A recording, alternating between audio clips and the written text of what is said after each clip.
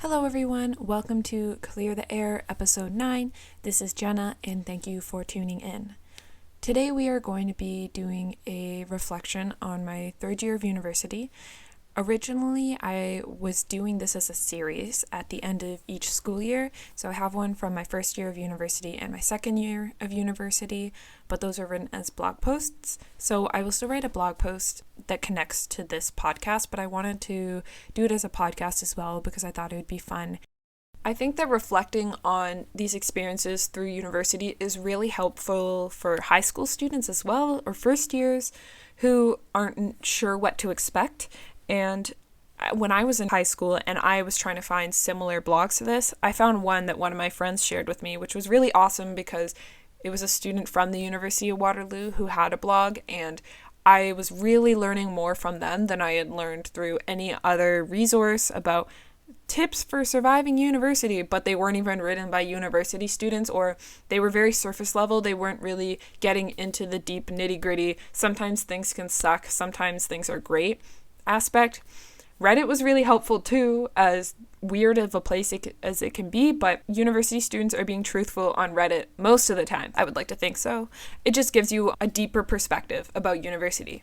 And so that's what I'm trying to help achieve through these reflections on the blog each year, so that high school students or university students, however, whatever age you are, can look back at these and say, okay, that's actually really helpful. I want to help you in some way. So that's the goal of this, and I hope you enjoy it. A few quick updates before we get into the content. So I'm filming this on April 10th, which means I've been home for about a month now. School officially closed about a month ago and all courses went online. So I finished my last exam online this week.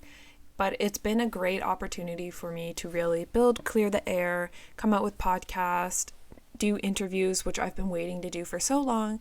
So the first interview is already out by the time you hear this, and that's with Tanya Delmato from Greenhouse.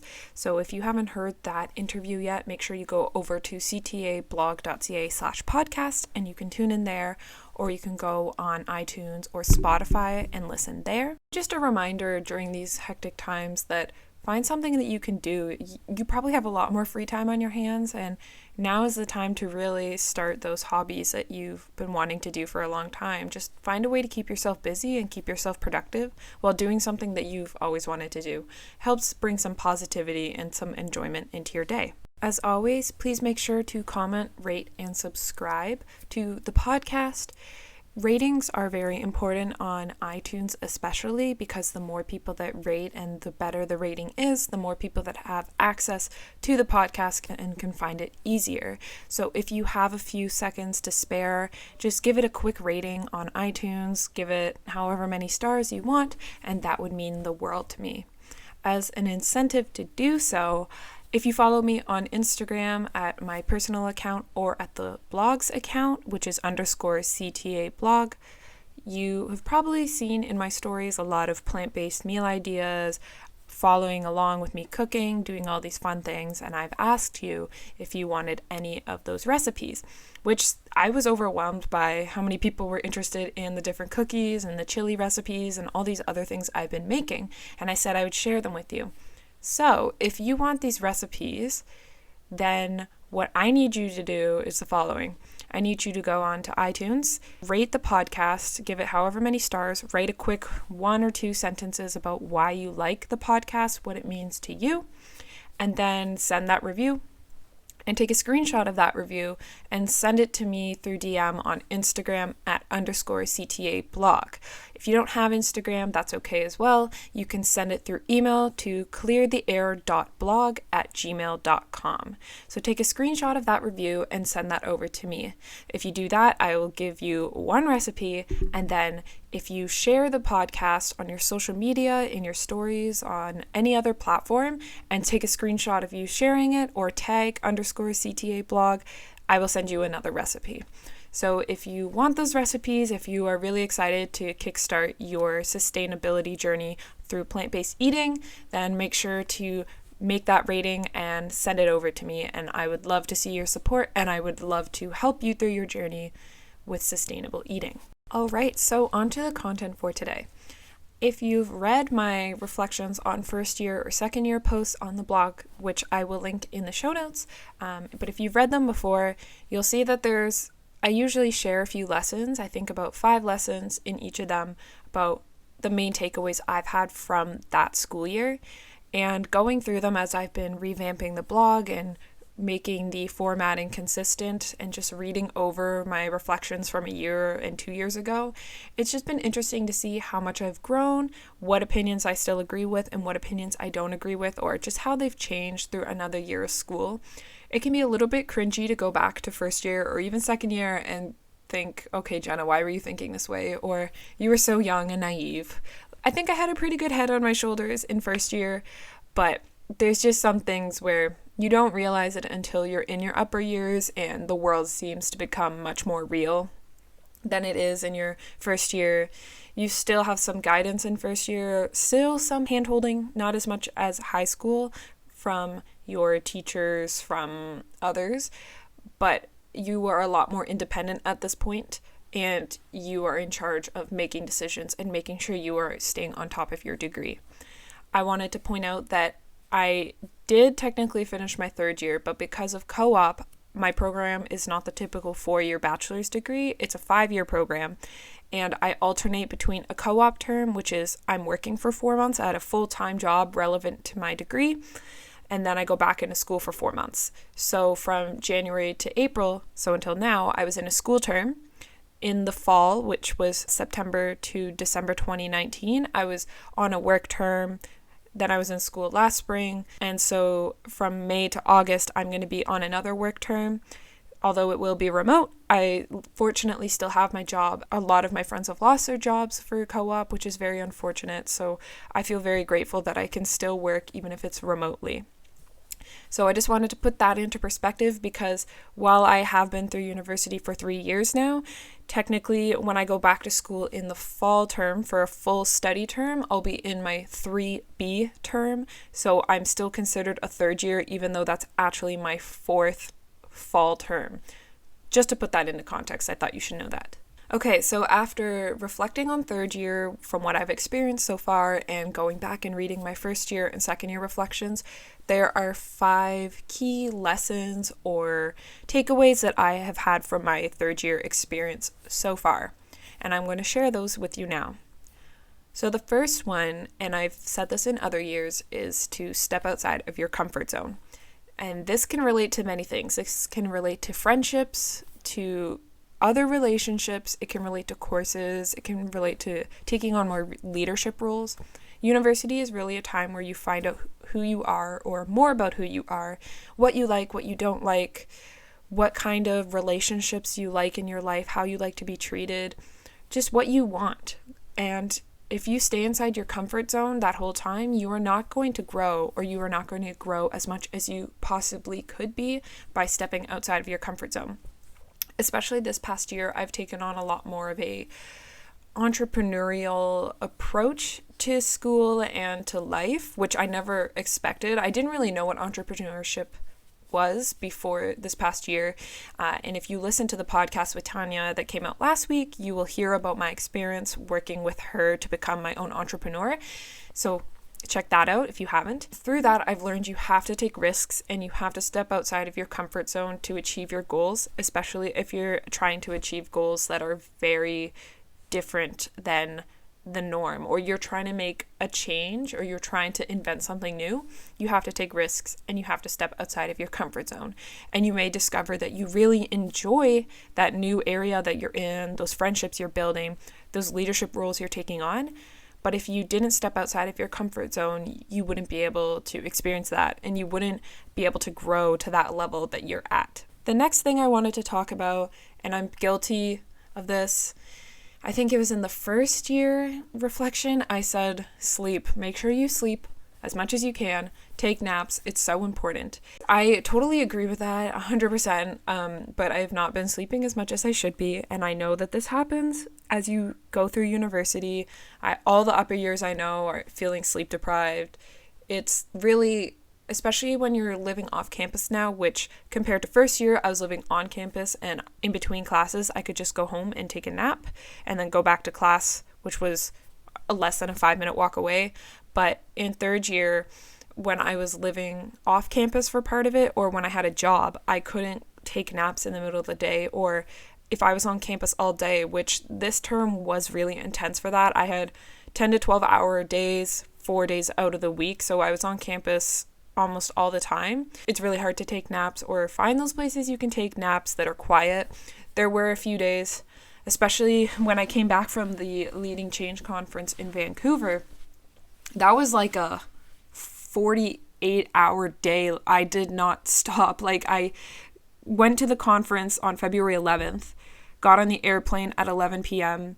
There was a 3-hour time shift. So by the time we arrived, it was like 2 a.m. Vancouver time, got into Toronto at like 5 or 6 a.m. Then I drove to Waterloo. I had 2 co-op interviews that day in the later morning and then in the early afternoon. And then I had a class and I had to do office hours for my student society. And then I had something in the evening. And so there was no sleep in that. And I tried to take a nap at one point in the afternoon. I was just so exhausted that I like collapsed in the back of the student society office. But yeah, sleep is really important for your functioning, for studying, for just being a nice person, because I'm kind of grumpy when I don't sleep. And this term especially was hard because I didn't sleep very well in the apartment that I was living in. The walls were really thin, so I could hear roommates or I could hear people above me, and I'm a very light sleeper. So any little sound wakes me up, and it was just not a fun time. So that's one thing I am really appreciative of the situation we're in right now, is that I can catch up on sleep.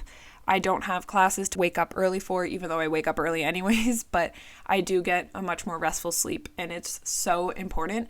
This term has shown me what happens when I hit my sleep deprivation limit, because that's what I was hitting quite regularly, and friends and my boyfriend and my family could definitely tell you that when I don't sleep, I'm a mess. So sleep, it's so important. Listen to First Year Jenna.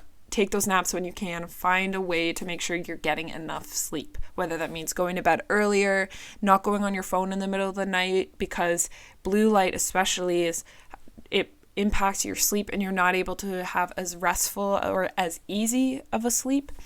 Just finding these ways to make yourself sleep better, make yourself fall asleep faster is so important. The third thing I wanted to chat about was, this is very relevant right now, obviously, but in other contexts as well, plans change.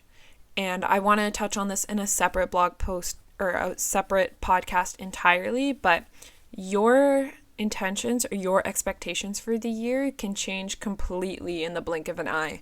Whether it's a course you thought you would love, you end up hating, whether the co-op you thought you were going to get doesn't work out, whether a pandemic forces your school to shut down and you don't know when you'll actually be able to go back to school, or your employment suddenly shifts online and you don't know how that's going to work out.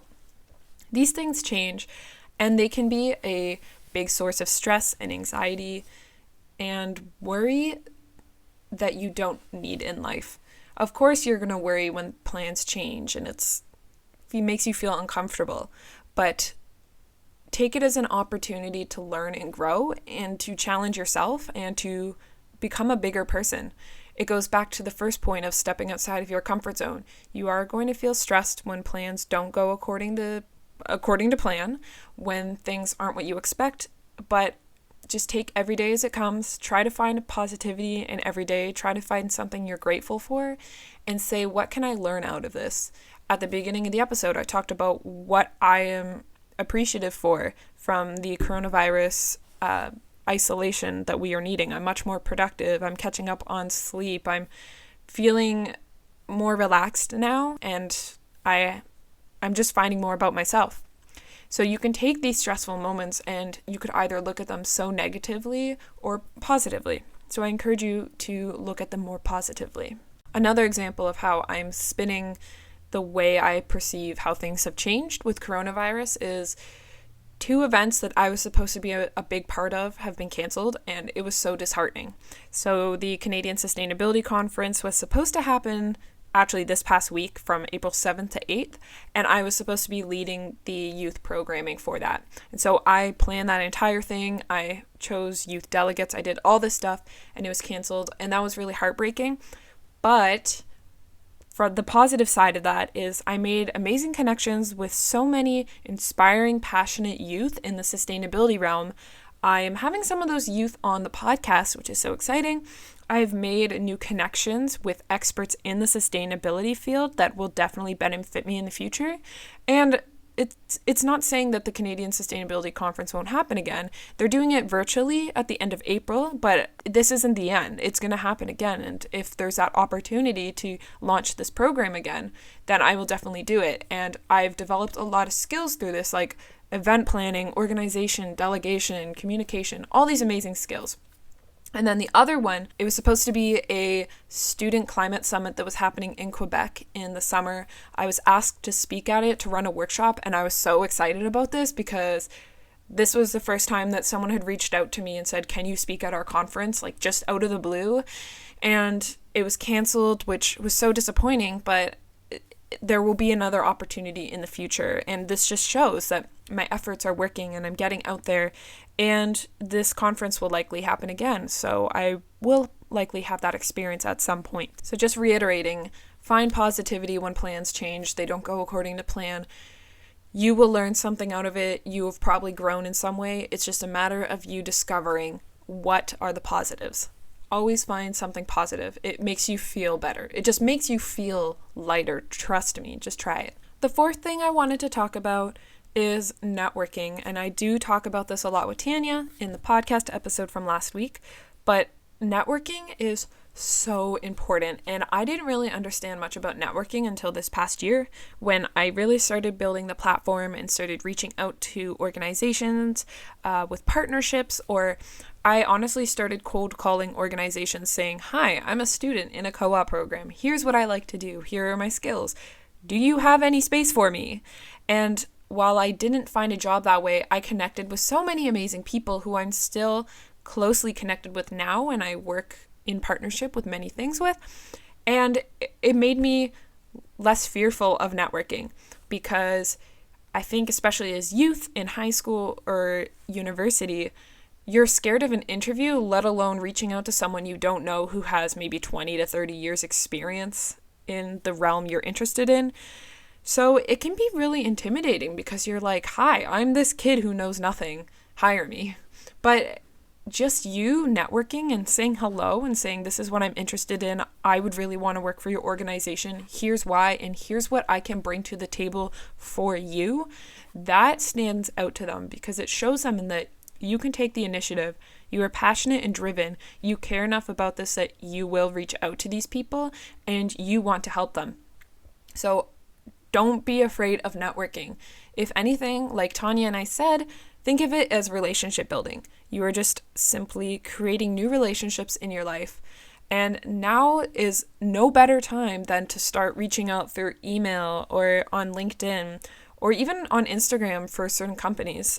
If there's something you are interested in doing or someone you're interested in connecting with, just reach out. And it doesn't even have to come from a place of hire me. It can be, hi, I've been following your organization for a while. I just want to hear more about you, or I want to see if there's a way I can volunteer, or something like that.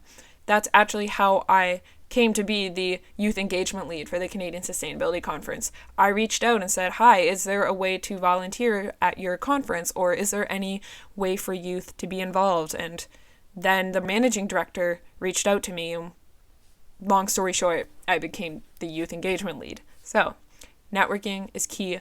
All you have to do is say hello. That's it. Just get the conversation started. The last thing I wanted to talk about in this episode is have fun. I talk about this in my other reflections from the past 2 years. University isn't just about getting good grades. It's also about making connections, finding what you're really passionate about, being a part of clubs that you wouldn't have been a part of before, just finding what you're interested in and having fun. University has been the best years of my life so far. And it's not just the classes. I'm a person that loves learning and loves being in school. I just love the school setting. But just so many fun memories of the silliest things, like in first year, running down the halls, or decorating our doors at Christmas, or when I was donning this past summer, making pancakes for my floor, or making gifts for them. Or there was one day when I was donning where a bunch of the students on my floor teamed up and started a Nerf battle against me, and I didn't have a Nerf gun, and they chased me through the whole residence shooting at me and locked me in a room, and it was terrifying. Like, these little memories of just having fun and taking breaks and remembering that university isn't just about the marks, because no matter how much someone might say it is, you need to have fun, because you can't de-stress, you can't really take in the experience if you don't have these memories. Because looking back in 20 years, you're not going to remember that one comment that was made in your first year cell biology course by your prof. You are going to remember those fun moments with friends and the feeling of happiness and joy, and when you laughed so much that your belly hurt. You're going to remember those moments. So make sure you take the time for breaks. This was not something I did much of in high school. I was just very focused on marks and then competitive dancing, and I didn't make much time for friends outside of it, and I really regretted it. So in university, I made sure that I was taking that time, and each year I've spent more and more time having fun and relaxing, and I thought it would impact my marks, and it hasn't. If anything, my marks have gotten better. So that just shows when you take time for yourself and to care about yourself, everything else will be good. Everything else will get better. So make sure you're doing that. To summarize, my 5 points: step outside of your comfort zone. Plans can change, and that's okay. You just have to be positive about things. Make sure you're getting sleep, because as first year Jenna knows, she was very wise then, sleep is so important and you need it to function. Make sure you network, get that started as soon as possible, and don't be afraid to network. Just say hello. It's so easy. You go to the grocery store and you say hi to your cashier. You say hi to people on the street when you pass them. Just say hello. And then lastly, have fun. Life is meant to be enjoyed. University is meant to be an enjoyable, is that a word? University is meant to be a fun time. Let's go with that. You're meant to learn, but you are also meant to learn about yourself and build relationships and have fun in that sense.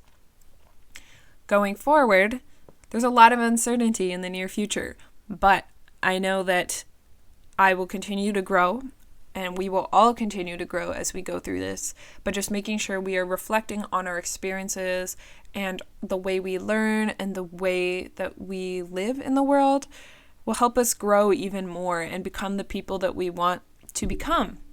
So make sure you just take time for yourself, you reflect, you enjoy your time, you think positively.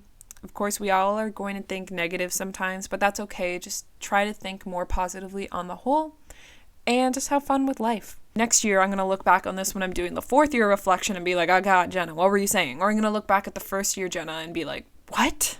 Anyways, that is all for today. I hope you enjoyed this episode.